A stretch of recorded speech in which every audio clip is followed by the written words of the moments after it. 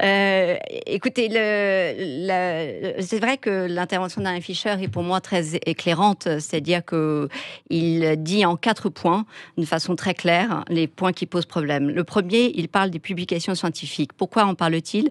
C'est parce que pour le moment, et c'est tout le problème de la maladie du système, c'est que nous reposons sur des données qui sont des communiqués de presse. Et donc, sur un communiqué de presse, je ne vois pas qui peut s'exprimer d'une façon raisonnable. Et c'est pour le moment ce dont on dispose, puisque même les protocoles sont très incomplets. Et donc ça, c'est le problème du système, parce qu'effectivement, on est dans une science archaïque, au moment où on est dans la science la plus moderne, qui est que ces laboratoires pharmaceutiques font leur compte-rendu, font leurs propres interprétations de leurs essais. Et une fois qu'ils ont donc fait leur concoctage sans que personne ne puisse intervenir. Personne extérieure. Personne extérieure. Ils le donnent aux agents régulateurs qui disent oui ou non.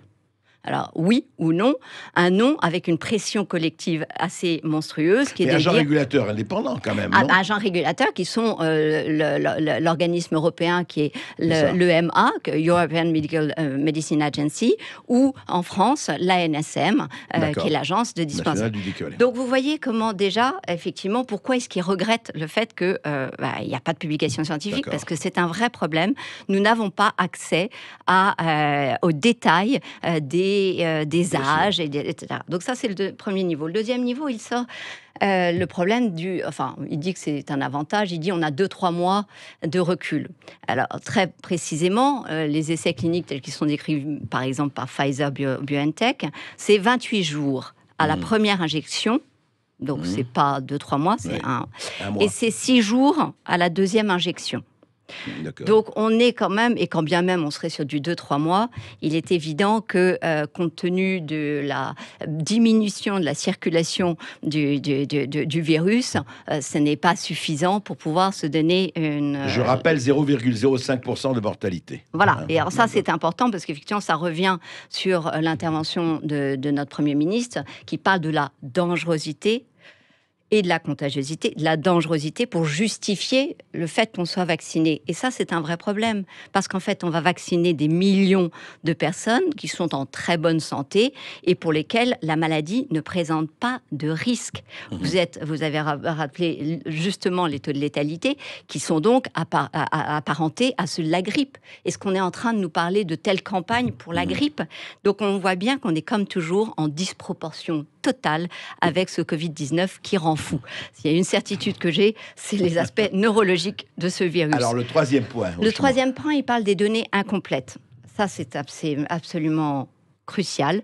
Parmi ces données incomplètes, il y a de façon cuisante le fait qu'il n'y a pas dans les rapports tels qu'ils ont été construits des essais cliniques de données sur l'interruption de la transmission.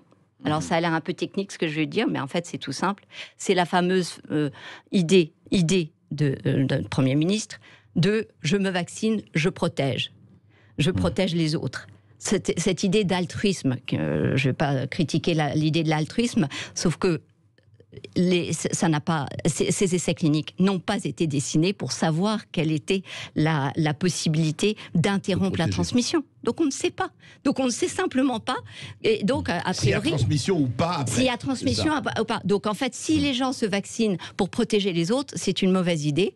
En plus, quelle est la signification de vacciner toute une population de Français qui, quand ils vont aller à l'étranger, vont aussi amener leur virus. Donc ça ne tient pas la route parce que la capacité vaccinale à proprement parler du virus dans le sens protection, de la santé publique. On ne l'a pas. On ne l'a pas. Donc ça c'est et puis la dernière aspect, il parle des infections graves. Et ça, c'est aussi crucial, parce qu'effectivement, dans ces essais, eh bien, il y a le souci qu'on n'a aucune donnée sur le fait que ça diminue les admissions à l'hôpital, sur le fait que ça diminue les admissions en réanimation, sur finalement la diminution des formes sévères. Et quand on va dans le détail, parce que vous savez que c'est un peu... Le diable se cache dans les détails. Voilà, moi je ne suis pas une experte, mais j'aime bien le côté scientifique d'aller lire un peu tout. Eh bien, quand vous prenez le rapport de Pfizer, il vous explique quand même que vous avez chez les personnes vaccinées 1 personne sur 8 qui ont développé des formes sévères. Et chez les non-vaccinés, 1 personne sur 16. Autrement dit, vous avez 2 fois moins de chances. Dans le rapport Pfizer. Dans le rapport Pfizer. Donc vous auriez donc 2 fois moins de chances. Mais il faut effectivement creuser les détails. Oui, il faut, voilà. Donc vous auriez. Donc il y avait 2 fois moins de chances d'attraper des formes sévères en ne se vaccinant pas. En ne se vaccinant pas. Voilà. C'est ce que dit Pfizer. Voilà, donc c'est intéressant. Voilà, ouais.